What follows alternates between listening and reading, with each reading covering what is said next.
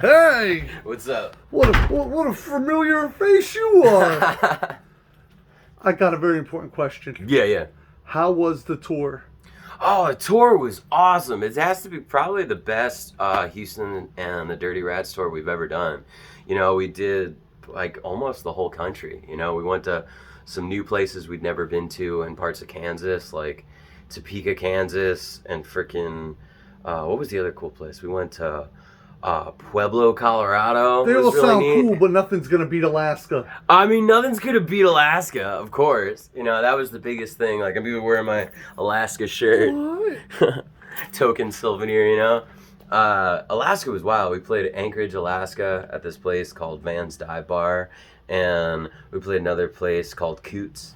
And it was really, really cool, you know? I know you were near Fairbanks. Yeah, Fairbanks was the second place we played. We played 2 nights at this bar called the Marlin.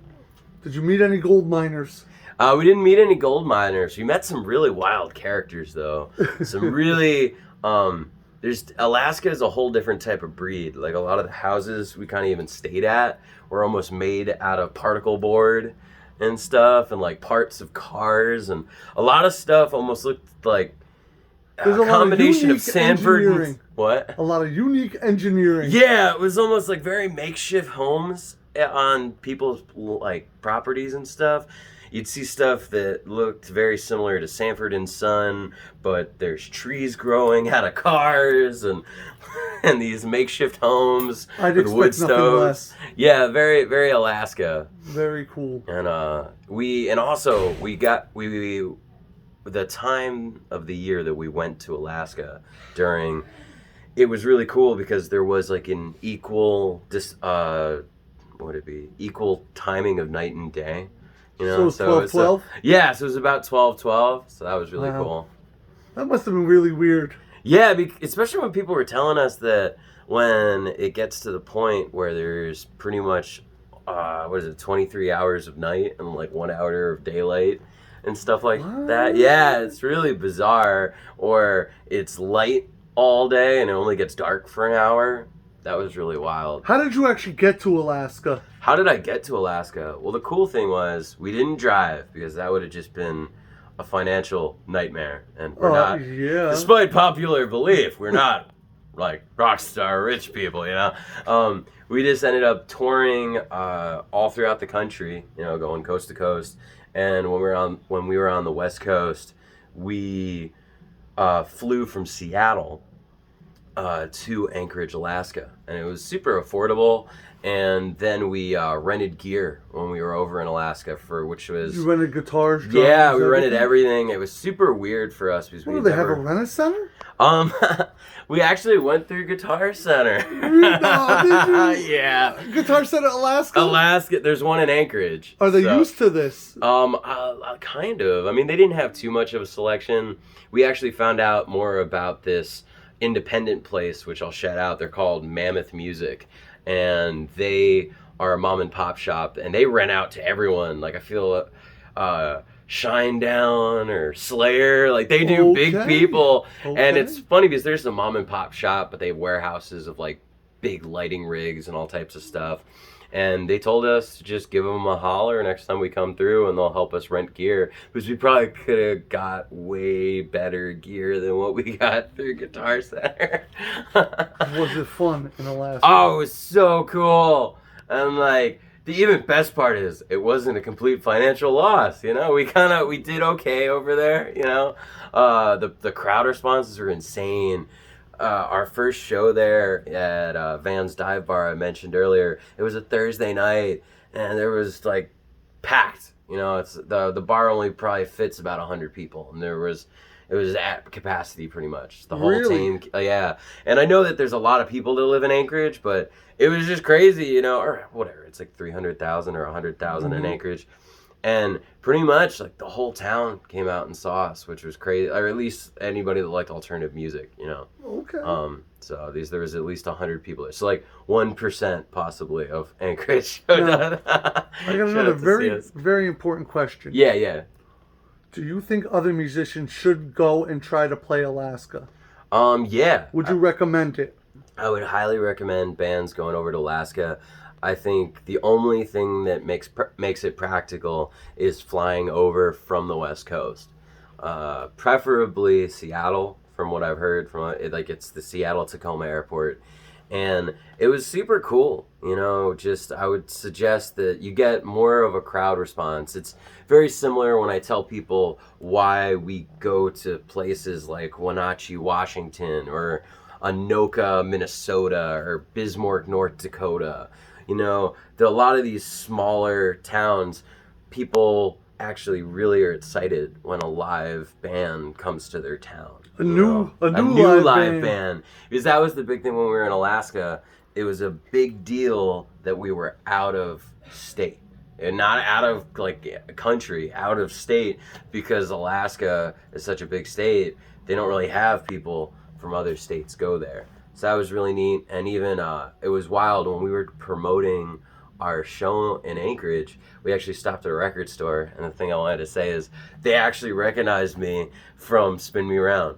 So yeah, someone that's maybe even watching this right now, they worked at a record store in Anchorage, Alaska, and it was crazy. They gave us the whole royal treatment. We signed an autograph book that Dave Grohl had signed. Freaking Dave Grohl from Nirvana and the Foo Fighters, insane. I never heard of him. Yeah, never heard of him, man. It's isn't that like a Muppet, Grover or Grohl? Did you do any fishing? Any extra activities? We didn't have too much time. A lot of we checked out some of the local bars, and we did the drive from Anchorage to Fairbanks, which was a big deal because it's about 6 hours. There's nothing really on it. Make sure you have a full tank of gas.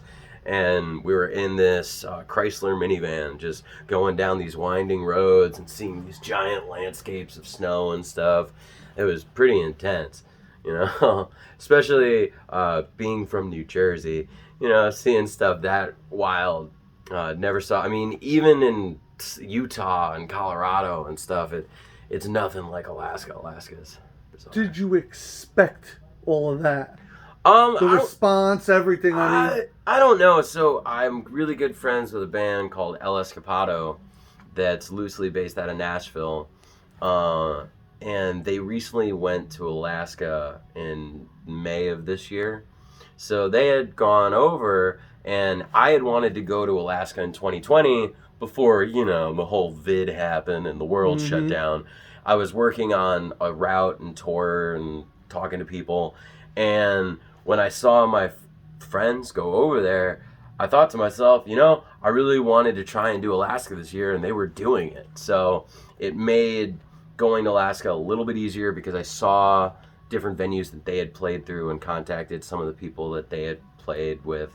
And everything worked out pretty good. I know I did a lot of the research on my own, and it's Alaska. I don't even know if some of the places I contacted have internet because I'd send out emails. So wait a minute, do the polar bears have Airbnbs? Yes. That's what I would imagine Alaska's like. And the polar bears only want to be paid in Coca-Cola. Okay. Did you see Santa over there?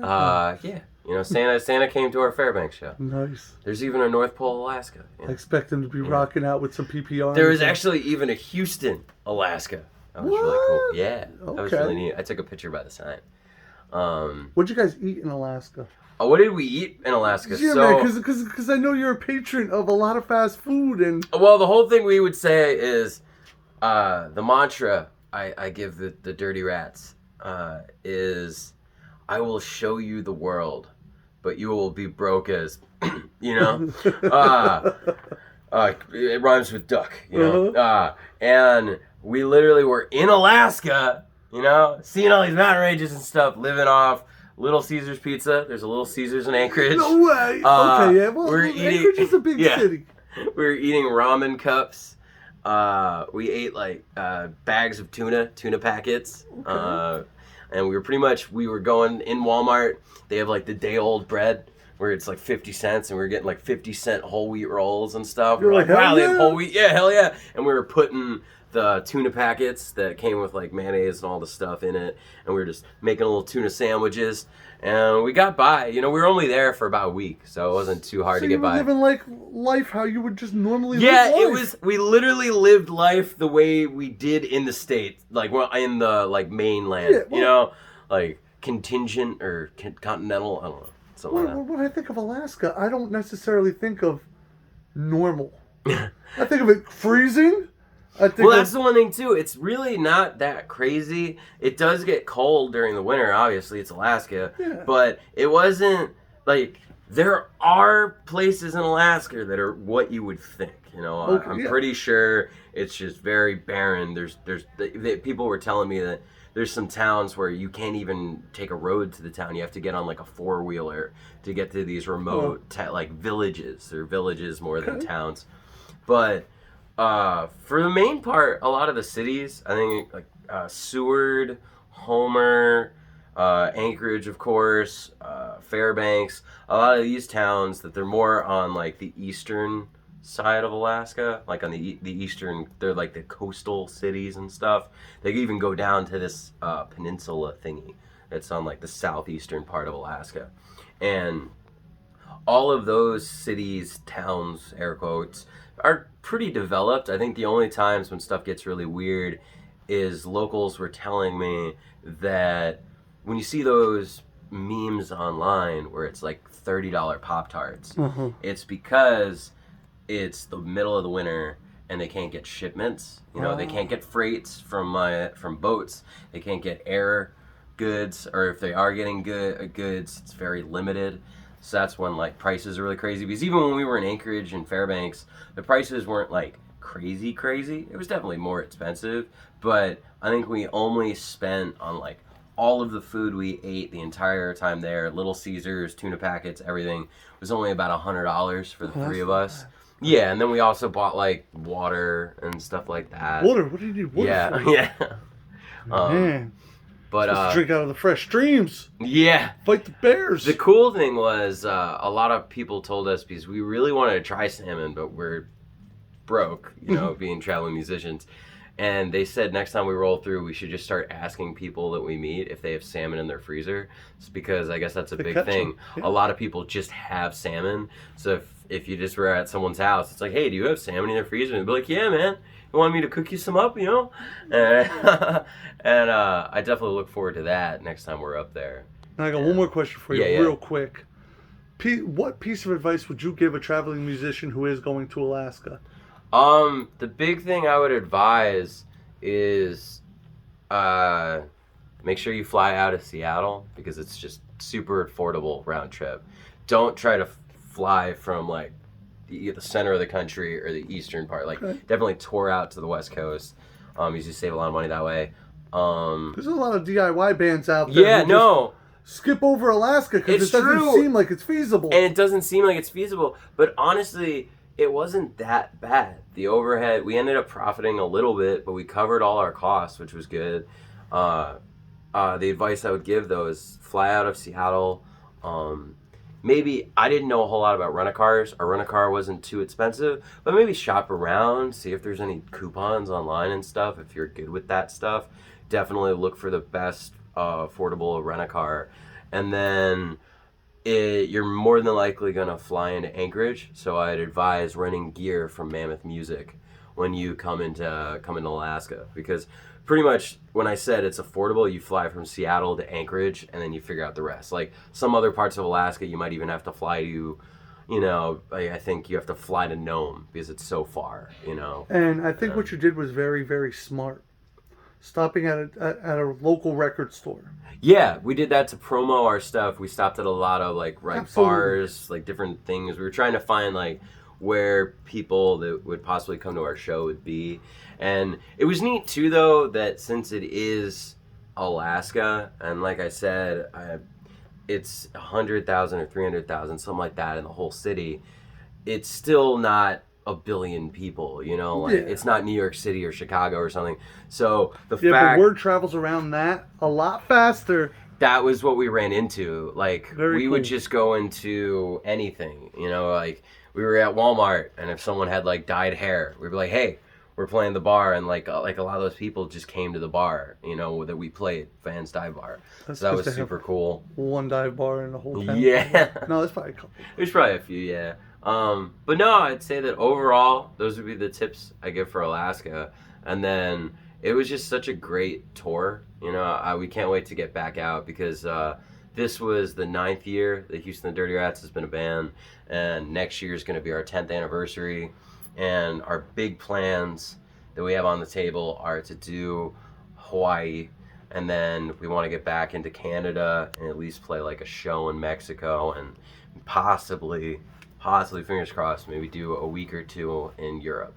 You know, if that doesn't happen next year, it'll definitely happen the year after. But we're just excited, you know. We also have an album in the works that we thought we would probably have released by this fall, but everything with pressing and stuff is so loused up for records. And then we had some issues with mixing and a lot of mumbo jumbo. You know, there's a lot of behind scenes work. It's almost like all right, you're a musician. I'm cutting this off. It's over 15 minutes. Is it? Okay. Where can they find you? They can find me on freaking everywhere. Facebook, Instagram, TikTok. You know, Hobo Houston, Houston and the Dirty Rats. I'm about to start heading on an acoustic tour down to Texas. So I guess that would be. So I'll be playing some shows in Texas. Playing the rodeo? Nah. But I'll be in like Houston and Austin and Dallas and stuff. So I'm excited for that. And Houston, I love it. Yeah. So, yeah, and then tomorrow I'm playing Buffalo, New York. I don't know when Charlie's posting who this, but knows? tomorrow, if it is, it's like tomorrow. We're playing Buffalo, New York, November 26th, which is tomorrow, and the Dirty Rats are super stoked for it. I think it'll be our last show for the year, probably. So, what? Yeah. It's been a crazy year. Probably played about 100 shows or so, but not in a row.